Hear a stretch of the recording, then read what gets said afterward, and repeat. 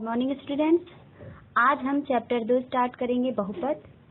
और बहुपद पढ़ने से पहले हम इस पर चर्चा कर लेंगे कि बहुपद है क्या। तो आइए चर्चा कर लेते हैं। बहुपद, अगर सरल लफ्जों में हम इसकी डेफिनेशन बोलें तो इसकी ये होगी, एक विशेष प्रकार का बीजी बहुपद क्या होता है? बहुपद एक विशेष प्रकार का बीजी व्यंजक होता है। बहुपद एक विशेष प्रकार का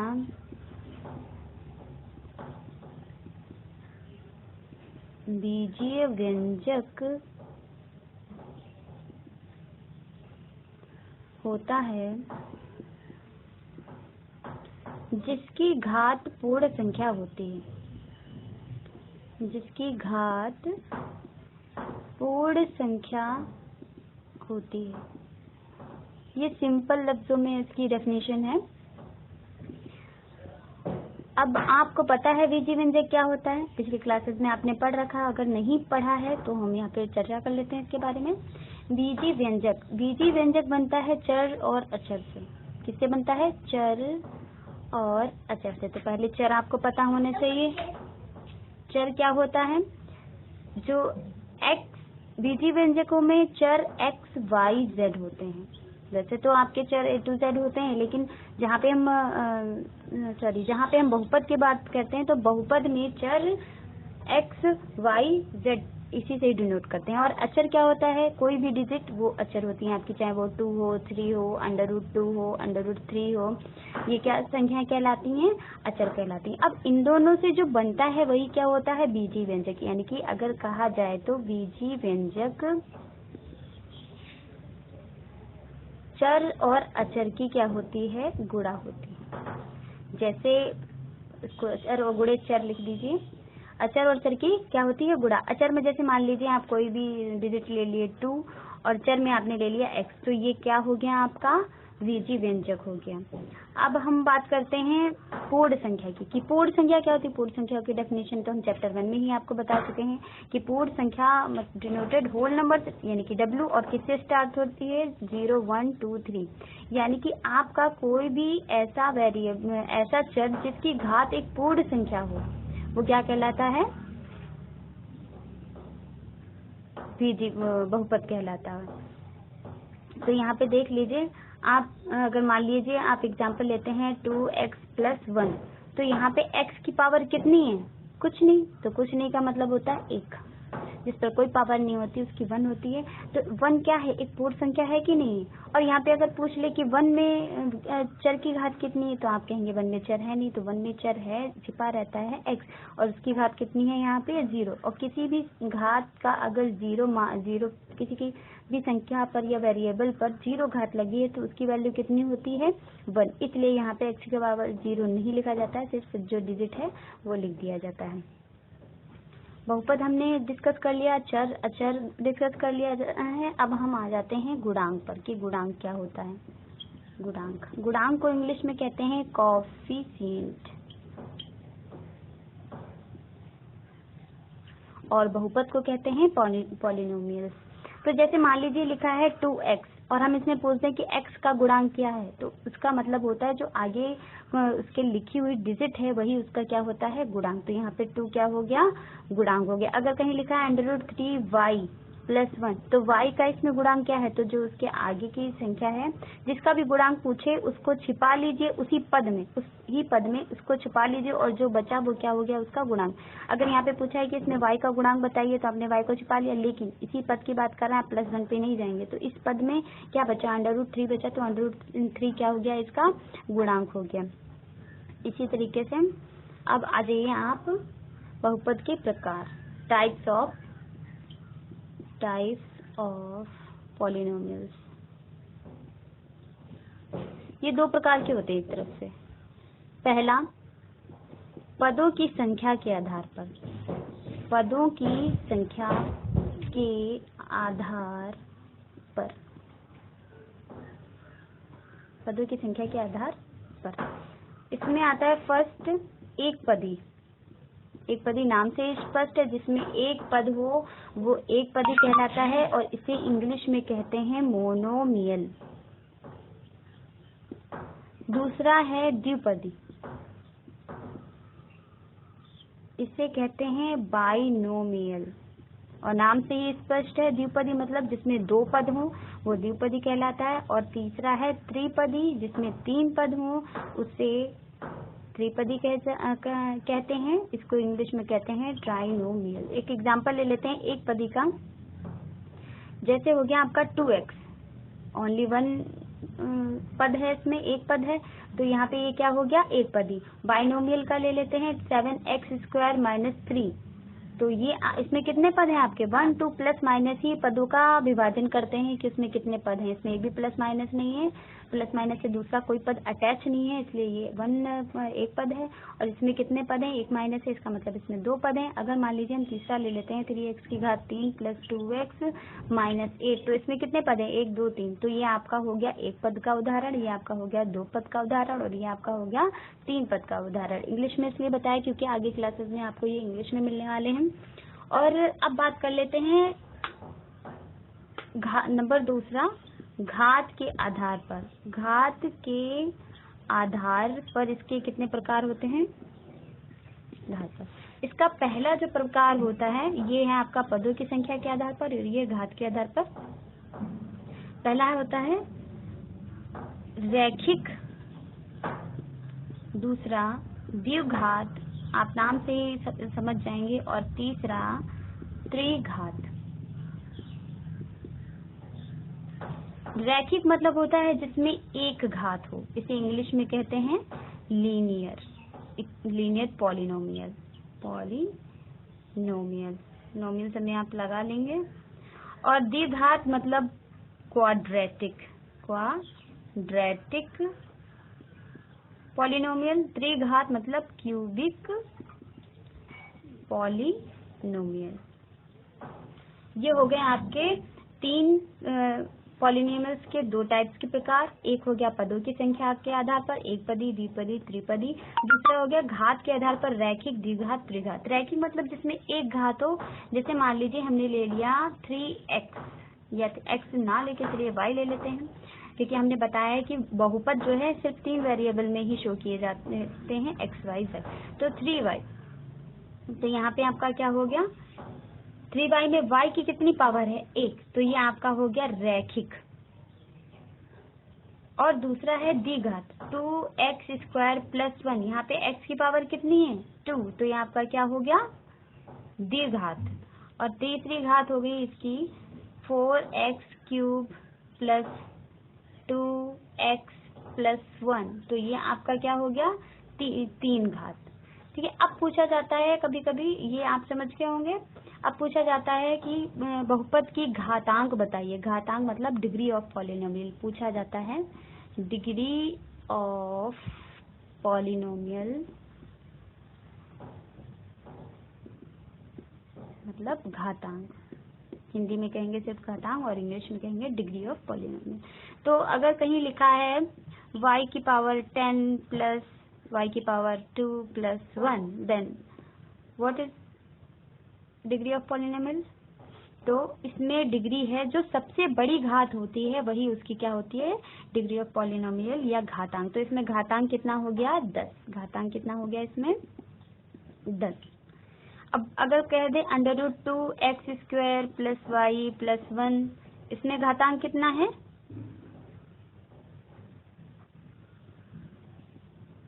सॉरी एक, यहाँ पे हम बात कर रहे हैं एक चर में बहुपद की, तो यहाँ पे x लेंगे। इसमें घातांक कितना है, 2। घातांक इसमें कितना है, 2। तो आप घातांक से परिचित हो गए। अब जरा एक वापस आ जाते हैं कि कौन कौन बहुपद है या नहीं। तो एक एग्जांपल ले लेते हैं 2x² + 4, क्या ये बहुपद है। आपको सिर्फ फोकस करना है जो वेरिएबल्स की घात है उस पर।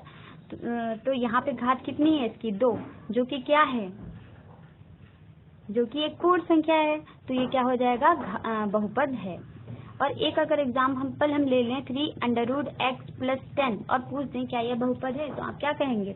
हम यहाँ पे जो वेरिएबल है उसकी पावर देखते हैं, यहाँ पे लगा है अंडर रूट, और अंडर रूट मीन्स होता है आधी पावर, और आधा जो नंबर होता है वो पूर्ण संख्या नहीं है। यहाँ पे ये पूर्ण संख्या है पर यहाँ पे ये पूर्ण संख्या नहीं है, इसलिए ये क्या हो जाएगा? बहुपद नहीं है। अगला हम ले लेते हैं under root 3y³ plus y square plus 3। यहाँ पर जो है हमारा वो हम सिर्फ वेरिएबल्स पर ध्यान देते हैं, चरों पर ध्यान देते हैं, तो चर हमारे यहाँ पे y ना कि संख्या।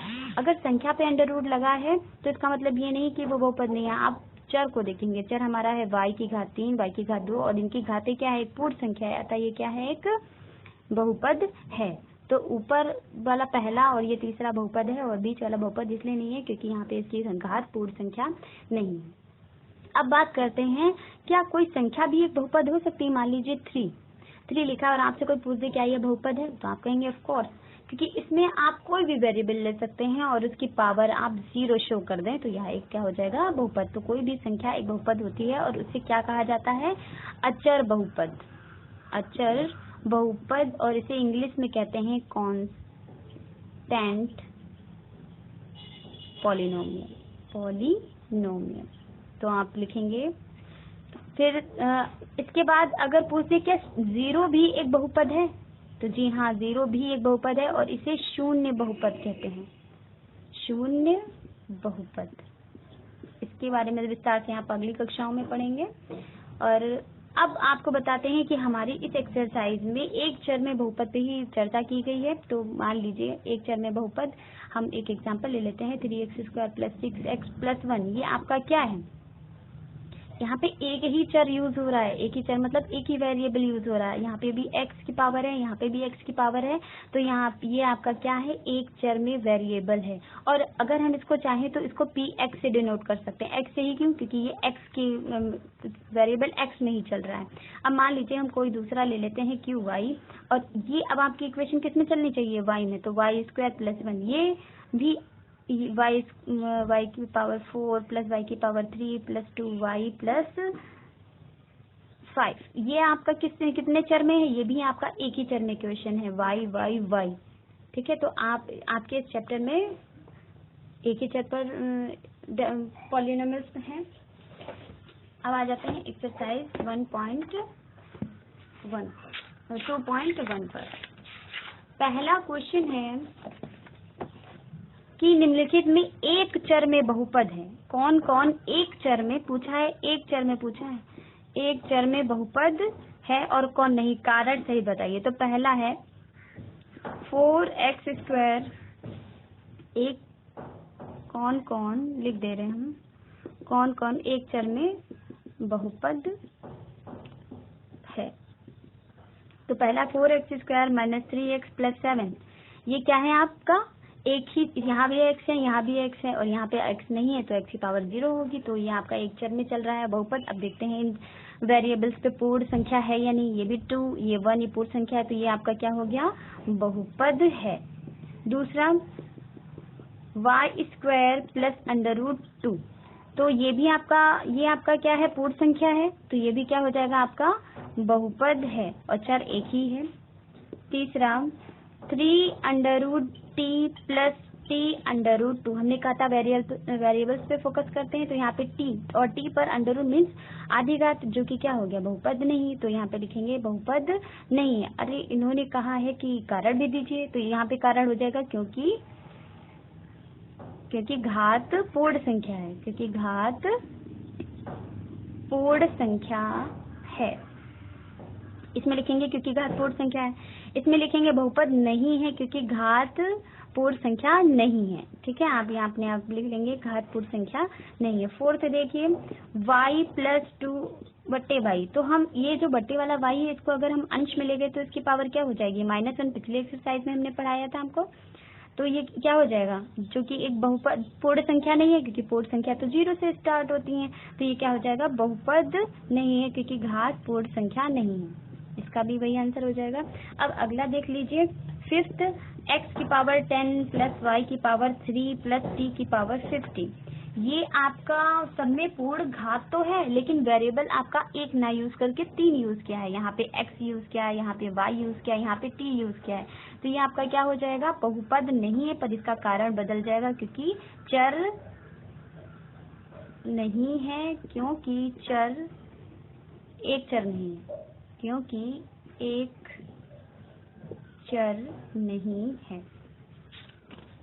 अगला क्वेश्चन देख लीजिए, दूसरा। हम गुणांक के बारे में पहले भी पढ़ा चुके हैं और दूसरा क्वेश्चन आपका गुणांक से रिलेटेड ही है। लिखा है निम्नलिखित में एक्स स्क्वायर का गुणांक बताइए। गुणांक बताइए, दूसरा क्वेश्चन। इसका पहला है 2 + x² + x, second 2 - x² + x3, third π/2 x² + x, and fourth √2x - 1। तो देखिए इसमें x² का गुणांक तो हमने बताया था, जिसका गुणांक पूछे उसी पद में, मतलब हमें आप इधर पर, इसमें 3 पद हैं, 3 पद में बीच वाले में x² है, तो हम इसी पहले पद में देखेंगे कि इसका गुणांक क्या है। तो इसके आगे तो कोई संख्या नहीं है, और जिसमें कोई संख्या नहीं होती उसका गुणांक क्या होता है, 1 होता है। तो यहाँ पे x² का गुणांक क्या है, 1। तो लिखेंगे x² का गुणांक 1। दूसरे वाले में देख लीजिए, तो इसमें x², लेकिन चिन्ह यहाँ पे क्या है, माइनस। तो माइनस वाले को भूलेंगे नहीं, माइनस वाले के साथ ही लिखेंगे। तो x² का गुणांक क्या लिखेंगे, का गुणांक -1। तीसरा देख लीजिए, यहाँ पे x² का गुणांक क्या है, π/2। x² का गुणांक, यहाँ पे हिंदी पूरी लिखेंगे, π/2। और तीसरे में तो हम कहीं देख रहे हैं x² है ही नहीं, तो क्या करते हैं, जिसमें वेरिएबल नहीं होता है उसमें वेरिएबल अपने आप से लगा लिया जाता है, लेकिन उसका गुणांक कितना लिखा जाता है, 0, क्योंकि हम जानते हैं 0 से किसी की भी मल्टीप्लाई कर तो 0 ही होता है। तो यहाँ पे x² का गुणांक क्या हो जाएगा, 0। दूसरा क्वेश्चन आपका कंप्लीट हो गया है। तीसरा क्वेश्चन देखिए, लिखा है 35 घात के द्विपद, 35 घात के द्विपद और 100 घात के एक पद का एक उदाहरण दीजिए। घात कितनी बताई है, 35। तो हम क्या करेंगे, और हमें पता है कि एक जो बहुपद होता है वो चर गुणे अचर होता है, तो हम कोई भी चर पहले घात 35 लगा लेते हैं किसी वेरिएबल पे। तो हमने x की घात 35 लगा ली, और यहाँ पे हम एक वेरिएबल, यहाँ पे एक हम अचर ले रहे हैं 2, प्लस, क्योंकि द्विपद का है ना तो 2 पद होना जरूरी है, प्लस क्या हो जाएगा, 1। ये आपका पहला एग्जाम्पल, ठीक है। और दूसरा क्या हो जाएगा, 100 घात का एक पद, सिर्फ एक पद का है, तो √3 हमने कोई संख्या ले ली और z की पावर कितना लगा दिया, 100। ये आपका कोई एग्जाम्पल। आप इसके जगह पर, इसकी जगह पे कोई और संख्या लिख सकते हैं, इसकी जगह पे फिर कोई और संख्या लिख सकते हैं, पर ध्यान दीजिएगा यहाँ पे आप दूसरा वेरिएबल y नहीं लिख सकते, ठीक है। यहाँ पे दूसरा वेरिएबल y z नहीं लिख सकते, क्योंकि उन्होंने क्या कहा है, अगर y लिखेंगे तो वो 2 पद में हो जाएगा, ठीक है। तो अगला क्वेश्चन देखिए, लिखा है बहुपद की घात बताइए। चौथा क्वेश्चन, बहुपद की घात मतलब घातांक। तो आपको हमने बताया था जो सबसे बड़ी घात होती है बहुपद में, हम वो लिखते हैं, वही उसकी क्या होती है, घात होती है। तो 4x² + 7x, इसमें x की सबसे बड़ी पावर कितनी है, 3, तो लिखेंगे घात बराबर 3। दूसरा इसी तरीके से कर लेंगे, 4 - y² में घात अपने आप बता देंगे 2, लिखेंगे घात बराबर 2, इस तरीके से लिखेंगे क्वेश्चन। थर्ड 5t - √7, t पर कितनी घात है, कोई घात नहीं, लेकिन जिस पर कोई घात नहीं होती उस पर 1 होता है। और फोर्थ है आपका 3। अब 3 में तो कोई वेरिएबल है नहीं, तो इसमें आपका घात कितना हो जाएगा, जिसमें कोई वेरिएबल नहीं होता उसकी घात 0 होती है, तो 0। तो आपका ये चौथा क्वेश्चन भी कंप्लीट हो गया है। अब आप 5वां क्वेश्चन देखिए, लिखा है कौन कौन रैखिक है, कौन द्विघाती है, कौन त्रिघाती है, बताइए कौन बहुपद रैखिक है, द्विघाती तथा त्रिघाती।